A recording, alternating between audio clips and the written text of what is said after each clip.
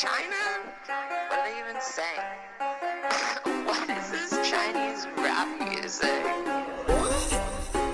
Sounds like they're just saying ching chang chong. My chance new girl watch made in China. We play ping pong ball made in China. Hello and welcome to China Econ Talk. I'm your host, Jordan Schneider. How does a Marxist, Leninist, son of a Red Revolution grow up to be a CEO of a globally competitive firm? To explore how Chinese entrepreneurial mindsets evolved from 帝国主义, 亡我之心不舍, to today's booming capitalism with Chinese characteristics, as well as what legacies from that not-so-bygone era linger into 21st century China, we turn to Christopher Marquise, professor at Cornell School of Business. Chris, welcome to China Econ Talk. Thanks, Jordan. Great to be here. So today we're going to be looking at a few of your recent papers on Chinese communist ideology's impact on private sector firms. So I'm curious what got you interested in this topic in the first place. Yeah, so there's a couple of sort of intersecting threads that really got me started thinking about this. The first is that I'm really interested in understanding sort of how China has transitioned post-1978 from a sort of traditional Marxist-Leninist communist society to one that is much more capitalist and market-oriented. This is something you can see in the buildings that exist, the vibrant economy. How this the app store that we just changed your phone to. We're recording this live in Beijing. We just got Chris on 学习强国 and Douyin and Kuaishou and all this good stuff. So I am now totally up to date, thanks to Jordan. But how this has sort of affected people is something that I'm really interested in. And obviously, people's sort of economic level, per capita income has improved tremendously. But what about their psychology? What about how they think? Culture? So that's sort of one thing that got me very interested in the papers we'll talk about. The second is, really there's sort of this fundamental contradiction sort of underlying the Chinese economy. On the one hand, the government talks a lot about communism, a lot of propaganda about sort of communist ideology. But on the other hand, it is very market-driven and market-oriented. Every year I'll bring students to China. And invariably, these are students that have never been to China. One will say to me, China is not a communist country. They look at the malls. Yeah, exactly. So, that's sort of another interesting thing, sort of unpacking this, contradiction. And the third thing is, on a more theoretical level, the topic that I'm very interested in and do a lot of research on is called imprinting. And my background is actually not as a sinologist or China specialist, but it's actually as a sociologist and, one that studies sort of economic and organizational processes. And I've been doing a lot of research in China over the past, 7-8 years. But this is also, something that motivates me. And this idea of how individuals that were socialized, brought up, and imprinted in some way with a communist ideology, then post-78, when the government does a pretty dramatic U-turn, sort of how they're able to adapt and interact in that system is really an interesting question to me. It's sort of like the 1984 moment in George Orwell, where all of a sudden, we were fighting Team Red and now we're fighting Team Blue. Understanding how that plays out in real life is a fascinating question, and one that a billion people in China have lived through over the past 45 years. So let's go back to that pre-1978 moment for 1 second. Great. What do you think was your favorite anti-imperialist, anti-capitalist phrase that you would have been, screaming from the rooftops? It's interesting. Sort of thinking about the rhetoric and Mao, has a number of sort of really evocative and amazing quotes. But sort of in doing this research, obviously the famous one is that imperialist countries are like paper tigers, and I like that because it actually, captures this like appearance reality where, something that looks one way is actually different, which I think, the current communist environment in China sort of is similar. But, another one that I think is really great and sort of less known is Mao said that feudalism, capitalism, and imperialism are the three mountains that hang over China. Why not? Of course they are. I don't know. I see them. There's north, there's whatever. Okay. So let's now turn to your first paper we're going to be discussing, entitled Defending Mao's Dream: How Politicians' Ideological Imprinting Affects Political Firms' Appointment in China. So politics and politicians have played a large role in China's evolution to a capitalist or more capitalist market, particularly at the very early stages. So having the right connections, having the right ins with the local and provincial governments, especially in those early years, was really key to getting your businesses off the ground. So let's first open this discussion by talking about what local councils are and what role they actually play in China and in Chinese economic development in particular. Yeah, so one of the things that we study in this paper is, the extent to which the politician's background affects who they're appointing to the local councils. And, so these councils were in Beijing, just had the Lianghui. I mean, these are essentially the local version of Lianghui. So, you have obviously the People's Congress as sort of one, at the national level, in some ways analogous to, the U.S. Congress. It's a body that, ostensibly creates laws, approves appointments, a variety of things. The extent to which the votes in this are, through democratic processes is not the same, obviously. I mean, the sort of recently in the Western news, the most recent sort of vote you heard about was, when Xi Jinping removed the term limits from the Constitution, there was a vote on that in the People's Congress. And I think it was about 3,000 to... There were like 10 abstentions. Exactly, there. 10 abstentions. Someone needs to write that article profiling those folks. But. So I'm not sure who those 10 people were, but, that's sort of... an example. And so they had a rough breakfast that day. Right. And so these body, the People's Congress, is it's interesting because actually at the lowest level, the county level, it's democratically chosen by the populace. Who the slate of potential candidates are is obviously chosen by the party and the government. So who you get to choose is pretty defined. But then, those lower levels then roll up and elect the higher levels. So you have sort of the county electing the city and provincial and then national. The second body is the People's Consultative Congress. And this is appointed, also at the national level, somewhere around 3,000 members. A lot of could be celebrities, could be well-known leaders in the academic sector, in the business sector, as we're going to be talking about.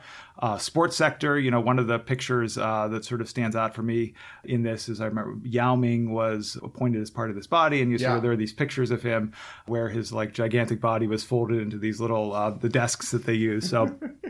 So this is the second sort of council, and a lot of research actually. Is there any research on like the height of communist officials and like whether the taller you are, the more you advance? I know those studies have been done in the West. Totally, I don't know about that. Okay. Chris, you got a lot of grad students. Okay, I mean, just get them on the case, please. We will look at that next. So those are the two sort of councils that we're looking at, and for businesses, you want to actually be able to get on this because you can get a lot of various benefits, and it's a two-way street or double-edged sword possibly in some ways, because the government is really interested in having business leaders to sort of in some ways co-opt and through more sort of soft mechanisms control the businesses and the economy. For instance, another sort of few years ago, I think around when I saw the Yao Ming picture, there was a lot of headlines because that year they'd invited many of the internet CEOs, like 4 or 5 of Sina, Tencent, Baidu, NetEase, 4 or 5 years ago, the sort of really big ones. Sure. And conversely, for the business folks, why you want to be involved in this. I mean, not so much potentially this affected the internet CEOs, but at these lower levels, when you are a smaller business, growing your business, actually having those close connections with the government, there's various preferential tax policies, land access you can get. At the city level, the city governments establish a lot of banks, so you potentially can get preferential loans. So, in some ways, I mean, the government's having these business folk interested in having them to, in some ways, co-opt and control, but actually the business leaders as well have a real interest to gain things from these appointments. Sure. So what you look at in your paper is politicians that have agency on who gets to join their councils, their backgrounds, and what that ends up meaning for who makes up these esteemed boards that presumably have long, not particularly interesting meetings, but maybe more interesting meetings after hours at banquet halls and whatnot. So tell us a little bit about the people who are making these appointments, what their backgrounds are, and how it sort of played out at the local and provincial levels? Yeah, so it's very interesting. What we study are actually mayors and sort of the background of mayors as sort of really important agents in this process. How governance at the different levels of the Chinese sort of party state work is that actually the party secretary is the most senior leader in, be it at the provincial level, the governor being the second highest in the city, the mayor is the second highest official, after the party secretary. And we actually collected data and studied both party secretaries and mayors and found actually it's the mayors that are really having the influential effect. And let me back up a second and tell you a little bit about the sort of the data and the study design that we put together. So we collected data on about 250 Chinese largest cities over about a 15-year period from 2000 to about 2015. And we gathered a lot of data on the mayors and party secretaries' background, with the idea of being that, maybe their prior connection to the local business, connection maybe to Beijing, their background, be it, the extent to which, the timing with which they entered the party, whether it was during times like the Cultural Revolution or not, may actually sort of have this imprint on them such that they may actually be in some ways stronger believers in the communist ideology than others. And this would then affect who they appoint to the councils, and may be much more less likely to appoint business leaders who are in some ways, these sort of one of these mountains, the capitalists are one of these mountains that are hanging over the Chinese populace. And so the analysis, we studied many of these different factors and really found that it was whether the mayor joined the CCP before 1978, when there was this much stronger orthodox Maoist utopian version of communism that was being articulated. And sort of after that, when the norms change, it doesn't have an effect. Impressionable youths. It seems like a pretty logical finding that there's a lot of Western writing about Maoist China, and basically, I think there's maybe an overrepresentation of people who are upset, have had terrible experiences, which are all real, right? But at the same time, this is what people live through. And if you're hearing something every day on the radio speakers, in the news, from your teachers, from your parents, it seems to make sense that sort of ideological background noise is going to filter through your life, even as the goals of the central government shift over time. Yeah, totally. And I mean, I think this is, we think this is really interesting because, you would think, of course, all those things happen in sort of the, 1984 example where, they changed teams, after 1978, increasingly, every year, the government, so the same entity, the party and the government that imprinted you originally has done a 180 basically and is now saying, bring in foreign direct investment, grow your economy. Yeah.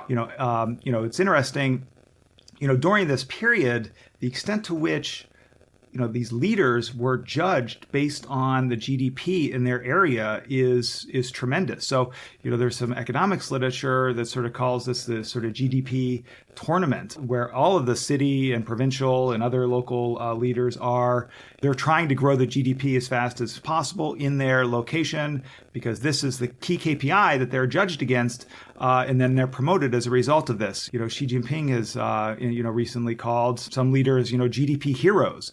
So it's interesting, there is this background people have, but you would think too that people might change over time, and particularly as the incentives become so obvious, pushing you in another direction. Right.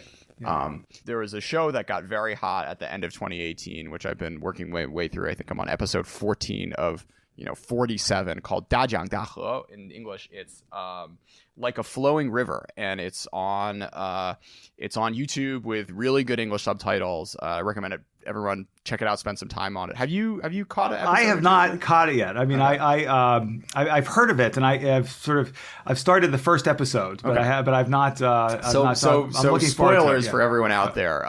Initially, there's this big tension where this very local communist functionary is giving these kids a hard time, even though they tested really well on the Gaokao the first year the Gaokao came out, but their parents had a bad social background during the Cultural Revolution. So they shouldn't have been allowed, according to this guy's mind, they shouldn't have been allowed to advance and go to school once the universities were open. This guy basically standing in for like the old mindset, and he's kind of villainized and eventually gets told that he's wrong by more enlightened party officials who over the course of the show end up being more and more enterprising from a commercial standpoint and helping these small factories in this little town grow and sell more bricks, right, and start growing rabbit hair and whatnot. So it's a fascinating show that kind of illustrates the evolution in mindset, and particularly how the Communist Party is comfortable with this story being told of like, look, after Mao died and after the Gang of Four, like we've got our heads on straight, and now we understand that growth and that improving people's livelihoods is the most important thing. So do encourage everyone to check out that show. Another media recommendation for you. Have you come across The Chinese Mayor on yes, Netflix? Of course. Yeah. Yes, definitely. Any thoughts on that? Want to make a no, except that I remember it was very interesting and definitely consistent with the sort of economic focus and sort of this GDP tournament view. I think definitely came through in that documentary. Sure. Yeah. I think it's still on Netflix, but if it's not, I have faith in you audience to find ways to come across it. So let's come to the next paper, Waking Up from Mao's Dream, Communist Ideological Imprinting and the Internationalization of Entrepreneurial Ventures in China. So if you grew up in pre-1978 China, you grew up in an ideological milieu in which the world was divided into capitalist and communist socialist camps. And even the thought of cooperating or working with these rapacious foreign capitalists is sort of beyond the pale and would get you, made fun of in school and possibly much, much, much worse. So I'm curious if you could walk through some of the hypotheses of how this mindset ended up being filtered down and changing over time. The core hypothesis is really that firms that were sort of founded and led by individuals that were socialized into the CCP before 1978 are much less likely to go and internationalize their firms, despite the, again, sort of government's huge amounts of focus on going global in the post, 78 and post, 2001 period. But these, individuals that had this imprint again from their early experience, socialization into the party, are less likely to do this. In the paper, we unpack a little bit about sort of why this might occur, sort of this idea of communist imprinting. And it's, like Jordan mentioned a little bit earlier about, sort of all the things that you have to go through to join the party, going through sort of the formal process. We did some sort of study of that. Things like, the meetings you have to attend, documentaries you have to watch, reports you have to write. Eventually, the oath that you have to take is, we find to be really a significant thing that shapes the minds of these individuals that then leads them to be, less likely to internationalize their firm. Interestingly, sort of opposite than the politician article that we did, we find that these entrepreneurs actually end up adjusting over time.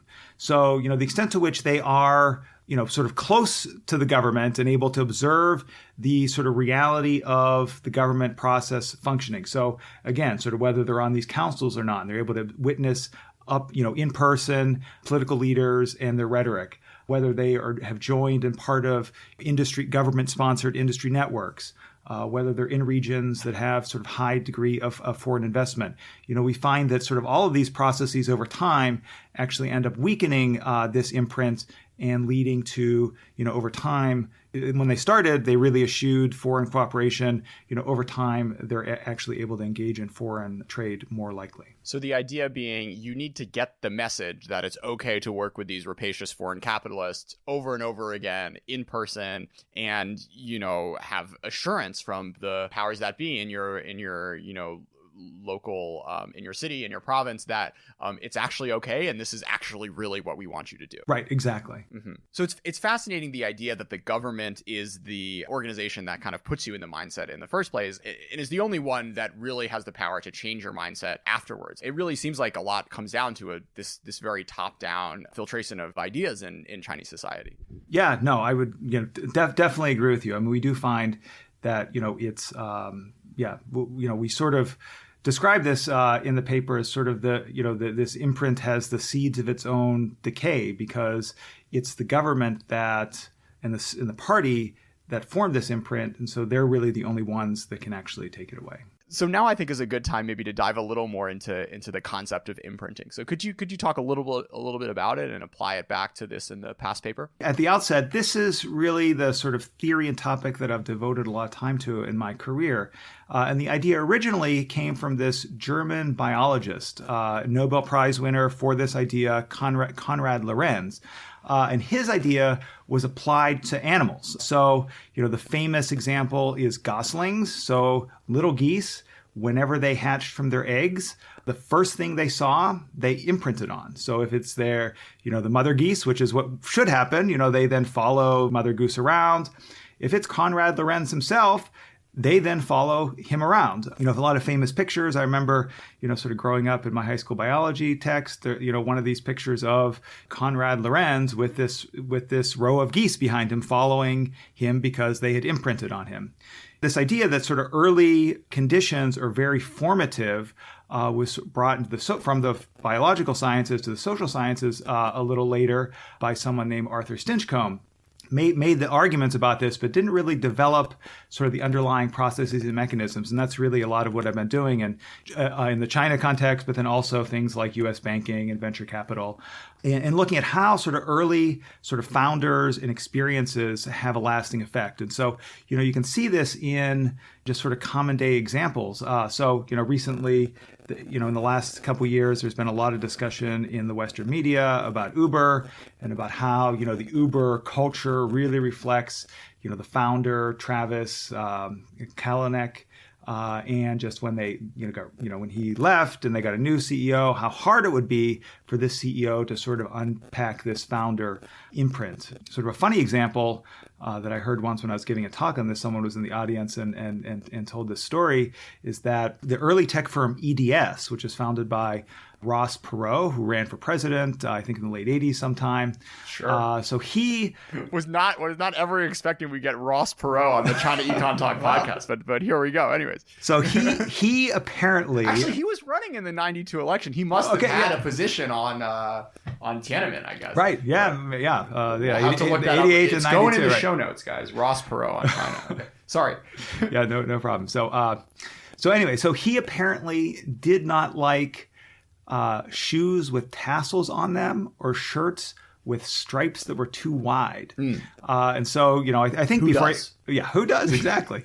So before he ran for president, he sold EDS to GM, I believe. And, so he had no affiliation with the business since the 80s. But even more recently, there is this informal culture at the sort of legacy EDS of not wearing tasseled shoes and not wearing, having stripes, shirts with two stripes too long. So this is an example of how founders can really have a very lasting impact on their organizations. And it's through the people that they hire, the policies they set, sort of the different cultural expectations they have. And that, when these things get founded and start very early, they end up lasting. And so, that's sort of one aspect of it, that imprinting sort of affects the founder, by setting up everything initially in the firm ends up having a long-term influence. At another level, imprinting also influences individuals. And this is something where, we've talked during this discussion about people that were coming of age, 18 years old. They were actually going through socialization processes by joining the party that then had a lasting effect on their cognition. And so this idea that, through sort of long-term socialization education, that can also imprint individuals. Yeah, I mean, this is basically the argument that the U.S. government is running around the world trying to make about Ren Zhengfei and Huawei, right?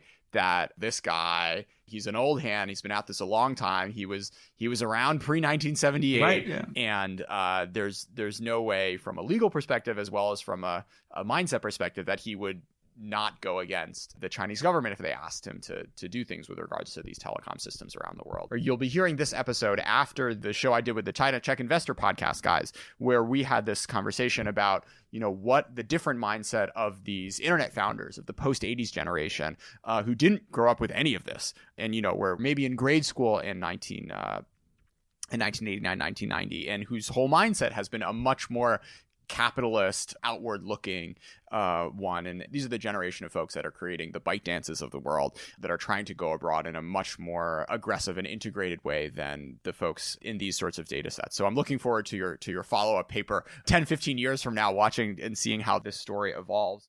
So I just spent 2 years at a master's program in China and China studies, and doing it, I watched a lot of ITE, but didn't necessarily gain too many hard skills. Had I only known that at the University of San Francisco's new masterate in applied economics, I could have learned something to actually make me super employable. You know, R, SQL, machine learning, all that good stuff you actually see on job listings in Silicon Valley and Zhongguancun, not necessarily have you watched all of Huanlasong. So in this program, you can study the economics of platforms, auctions, and business strategy at the same time as you learn the tools of econometrics, experimental design, and machine learning. Plus, for all those non-US students out there, this program is designated STEM, so you can apply for a 3-year extension on your student visa and keep working in the US after you graduate. To learn more and get an application fee waiver, go to usfca.edu/Jordan. Let's come back a little bit to and down again to firm level decision making, which is another fascinating slice you've taken into this topic, called Resource Imprinting, Resource Allocation, and Venture Performance, a study of Chinese entrepreneurs. And this looks at the impact of living through starvation periods on future business decisions. One of the things that I remember personally when coming to China and taking my first classes is when there were these professors who are 50 years old, look like they could be anyone's dad, not particularly old people. And they talk about having periods of food scarcity in their life. And this is something that, you see articles every once in a while in the New York Times saying that there's food scarcity in America, but I'm sure there still is, and it's still awful. But these are not society-wide situations that most of the Western world has had to go through basically since, post-World War II, really. So the psychic impact of living through these events, I think, is something that's very hard for folks who don't have family members or folks who have been lucky enough not to have this sort of thing happen in their lives or with their loved ones to go through. And I think it also makes for some fascinating research and seeing how these time periods have firm level impacts. So let's talk a little bit about how you design this research. Sure.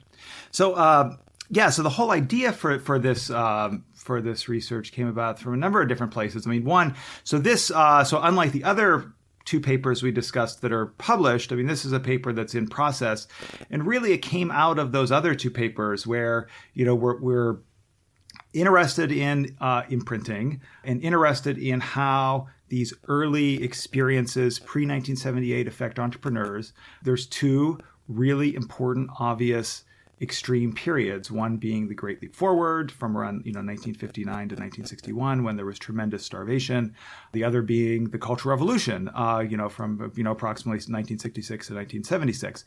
And this dovetails actually in very interesting ways with research that's been done in economics that looks at depression and how going through the depression affects CEOs, levels of risk taking, whether they're more conservative in their business decisions. And you mentioned your professors at Beida.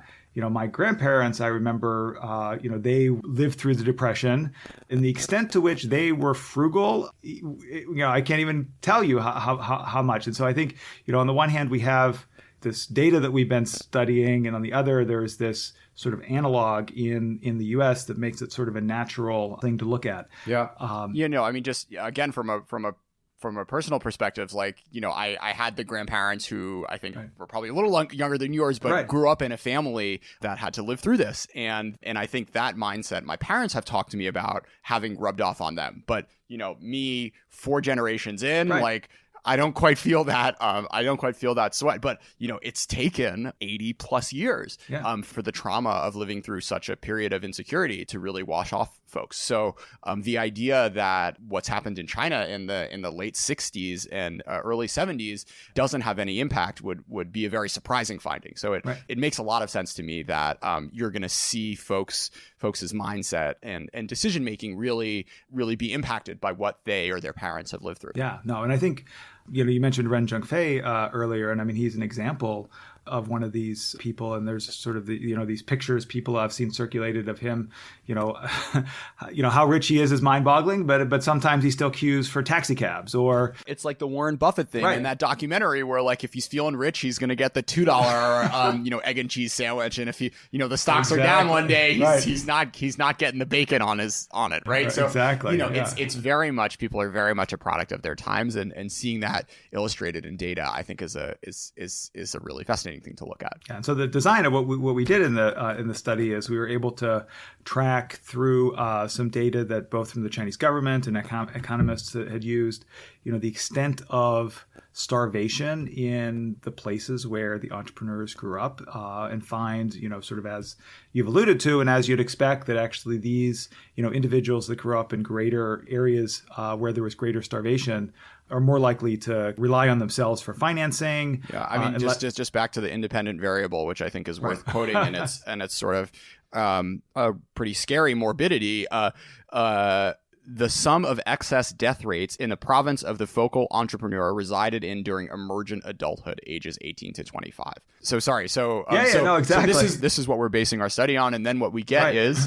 So basically these entrepreneurs are more frugal through a variety of different measures, and sort of spending less on their personal costs, spending less less as a percentage of sales of the business, and so similar to all of us have grandparents, we could see it in them that lived through the Great Depression. This is playing itself out in businesses that are being run in China. So what's interesting is in your study, it wasn't necessarily tied to the success or failure of the business. It was more the risk tolerance. Yeah, we do look. You're right. So the main analyses were looking at the risk tolerance. We do have some analyses that look at performance of the firm, and it's interesting. So these firms where the entrepreneurs are more frugal have higher profitability because their costs are low, but also their growth rates are much lower. So these individuals are willing to take less risks and obviously grow, and their businesses grow less.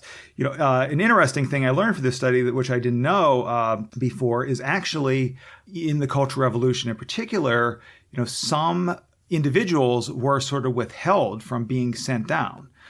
So, for instance, if a family has again sent down to the countryside, right, exactly. So these were people living in urban areas, and teenage individuals were sent to the countryside to work alongside farmers and understand rural life. Tremendous food scarcity. President Xi spent 7 years doing this.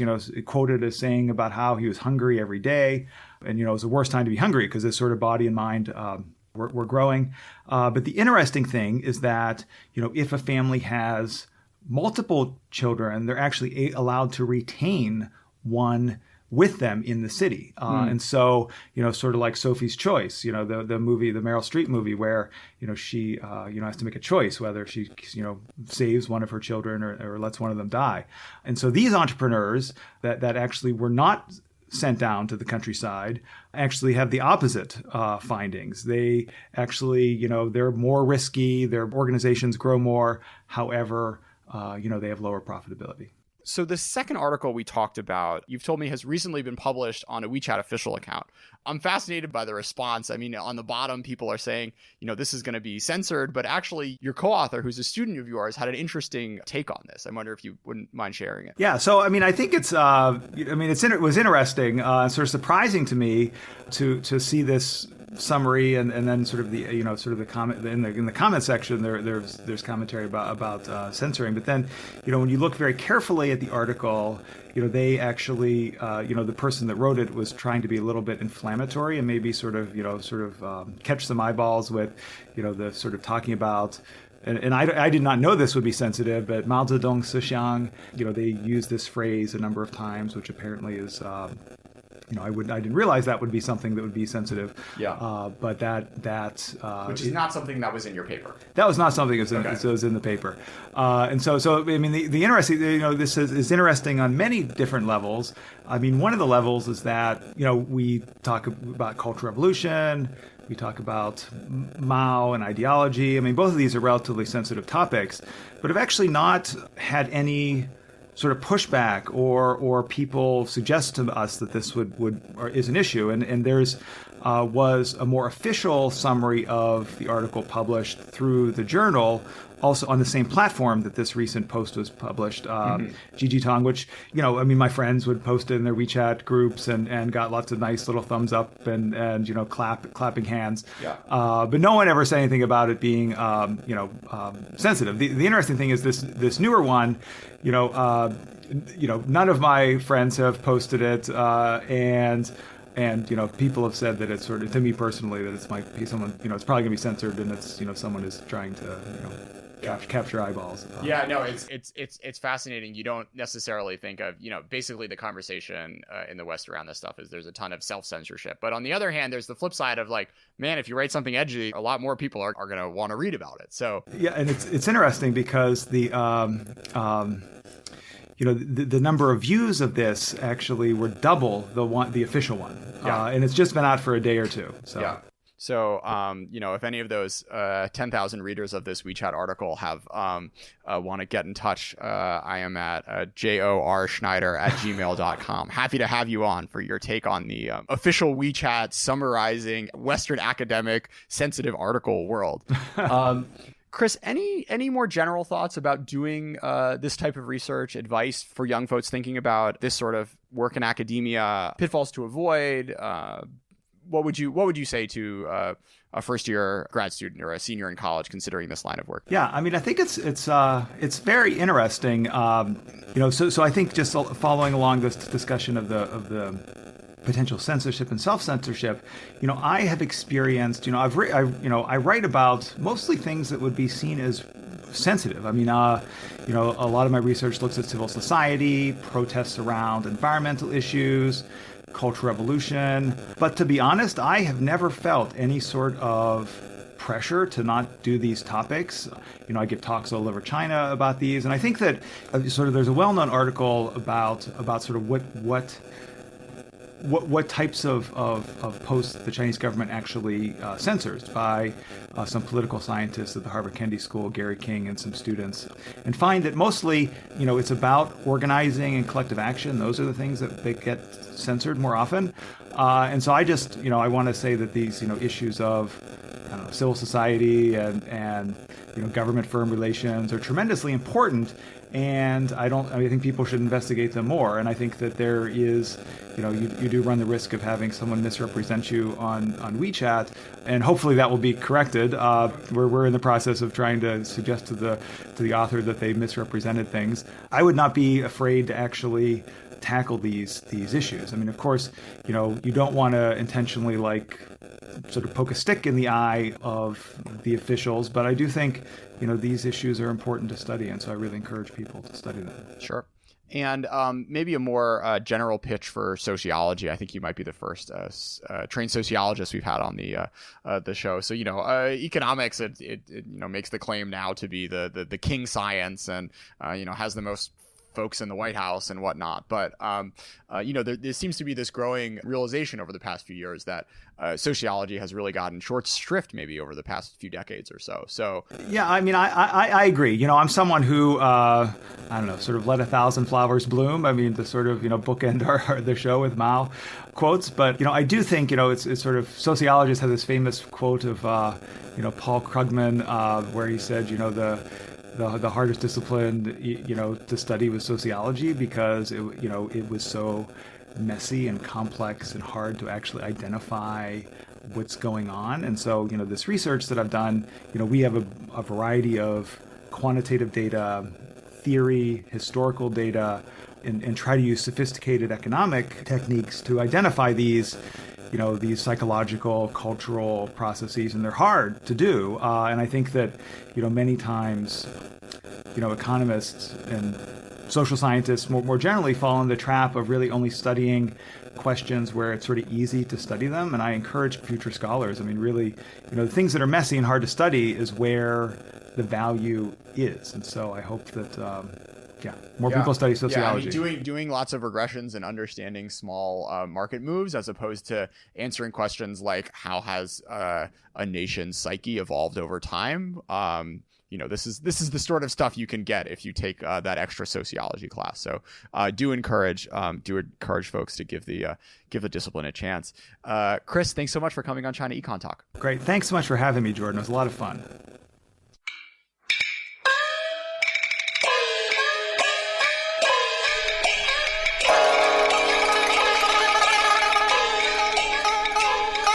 China Econ Talk is edited by Jason McRonald and Kaiser Guo and is a proud member of the Sinica Network from Sup China. For other great shows on China, check out the Caixin Sinica Business Brief, the Pan Daily Tech Buzz China, the New Voices podcast, and of course, the Sinica Podcast, now in its 9th year. Until next week.